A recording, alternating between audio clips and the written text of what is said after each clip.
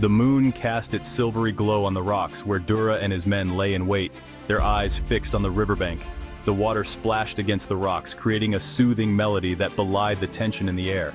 The sound of the river grew louder, masking the murmurs of the men as they prepared to strike. With a nod from Dura, Shad, the military leader, gave the signal to attack. The men sprang into action, their movements swift and deadly. They targeted the guards stationed at the riverbank, taking them down with swift efficiency. Shad fought with a combination of light and charm, his sword slicing through the darkness, his presence commanding attention. His men followed his lead, their movements choreographed to perfection. The battle raged on, the sound of clashing steel echoing through the night. Dura's men seemed to be gaining ground, their numbers overwhelming the guards. Yet, just as victory seemed within their grasp, they stumbled, their footing unsure. It was as if the river itself was fighting against them, its waters swirling and churning, threatening to sweep them away. The guards, seemingly defeated, rallied once more, their determination fueled by desperation. Dura's men wavered, their confidence shaken. Shad's charm and might were matched by the guards' sheer will to survive. The battle hung in the balance, the outcome uncertain, as the water continued to splash against the rocks, a reminder of the unpredictable nature of war. The grand hall of the palace was filled with a sense of urgency, as King Dia and the wise men gathered to discuss Plan B, a contingency plan in case they lost the impending battle. King Dia, surrounded by his many wives and female children, listened intently as the oldest among the wise men spoke. "My king, we have exhausted all other options, Nuber," one of the wise men said, his voice laced with a hint of desperation. "If we do not invite Nana, the one that walks between worlds, to our aid, I fear we will surely lose the battle." King Dia's expression turned thoughtful, his mind weighing the pros and cons of seeking Nana's help. "Nana has been banished for many years," King Dia said, his voice measured. "Are we certain she will even respond to our call?" Nuber nodded, his eyes filled with conviction.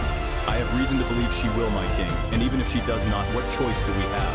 We must try every option available to us." King Dia nodded, his mind made up. "Very well, send a messenger to Nana. Let us hope she will answer our call and aid us in our time of need." The more Kofi thought, the more questions he had.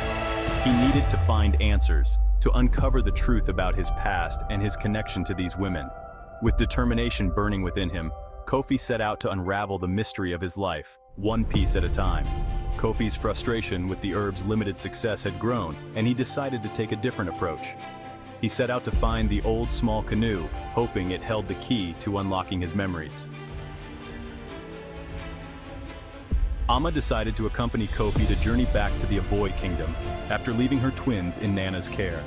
She and Kofi embarked on a perilous journey back to Aboy Kingdom, riding one of Nana's 12 majestic horses. As they galloped, Nana's voice echoed in their minds. "Please be careful, my children. The road ahead is treacherous and the shadows are growing darker." Amma's heart swelled with determination, while Kofi's eyes scanned the horizon, searching for any sign of the canoe. The horses' hooves pounded the earth, carrying them toward their destiny as the wind whispered secrets in their ears. In a secluded spot, hidden among the dense bushes at the border of Aboy Kingdom, Kofi and Amma stumbled upon a hollow, almost invisible to the naked eye. As they pushed aside the foliage, they found the small canoe, remarkably well preserved, as if time had stood still. The canoe's wooden surface gleamed, untouched by the ravages of weather or decay. Amma's eyes widened in wonder. "How is this possible? It's as if it's been waiting for us." Kofi's fingers traced the canoe's intricate carvings. "I think it has... This must be the key to unlocking my memories." Just as they were about to lift the canoe, the sweet sound of women's laughter and children's giggles carried on the breeze, followed by the gentle splashing of water. The joyful noises seemed to emanate from a nearby stream, not far from their hiding place. Amma's voice barely above a whisper, "Women in Aboy Kingdom, how can they be happy?" Kofi's brow furrowed. "I thought so too. But maybe there's more to this kingdom than we now know." Their curiosity piqued. They cautiously approached the stream, peeking through the underbrush to behold a heartwarming scene. Women and children playing, laughing, and splashing in the water, their faces radiant with joy. Pseudo, the pregnant woman, approached Kofi and Amma with a warm smile. Don't be afraid, my friends. Dura and his army have gone to fight a war, and the kingdom is at peace. For now. Kofi and Amma exchanged a stunned glance, their minds struggling to comprehend the scene before them. They had expected darkness and despair, but instead, they found laughter and joy. As they followed Pseudo and the others to the kingdom, Kofi carefully balancing the canoe on his head, his memories began to resurface. Fragments of his past life flashed before his eyes like a river overflowing its banks. He remembered being a child, playing in the very same stream, surrounded by women and children. He recalled Essie, Na, Afi, Akua, and Didi, the 5 women who had debated his fate. Kofi's eyes widened as he stumbled, the canoe teetering precariously on his head. Amma rushed to his side, supporting him. Kofi, what's wrong? Tears streaming down his face, Kofi whispered, I remember everything. As the messenger from King Dia safely arrived, Nana listened intently, her eyes narrowing as she considered the request. She knew the weight of the king's words and the desperation that drove him to seek her aid. With a slow nod, Nana agreed to help, her voice low and husky.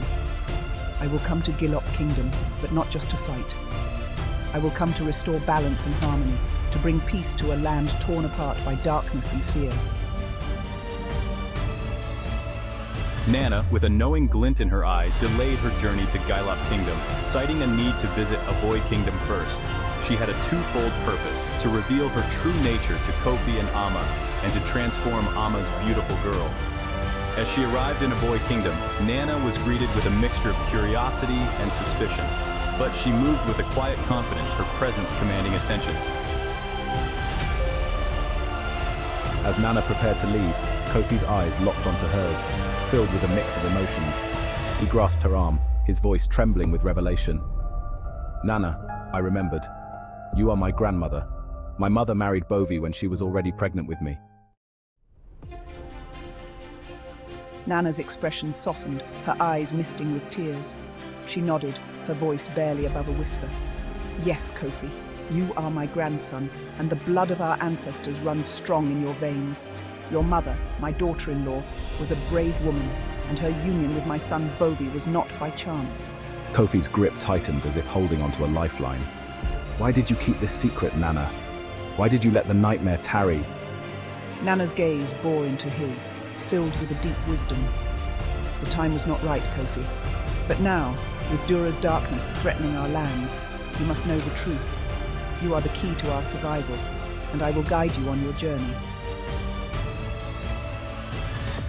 As the battle raged on at Gilop Kingdom, Dura and his men clashed with the kingdom's warriors, their swords ringing out in the chaos.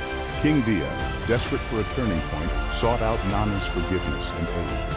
He found her standing tall, her shield still protecting Aboy Kingdom, her eyes fixed on the distant battle. Kofi and Amma stood by her side, their faces set with determination. Forgive me, Nana, King Dia said, his voice laced with humility. I was blinded by my fears and doubts. I see now that you are the only one who can save us from Dura's darkness. Nana's expression softened, her eyes filled with compassion. I forgive you, King Dia, but forgiveness is not enough. You must trust me, and trust in the ancient powers that flow through this land. Nana nodded, her hands weaving intricate patterns in the air. Then let us go to Gilop Kingdom, and may the ancestors guide us. To be continued. Please encourage me by subscribing to Johnpedia-Tv.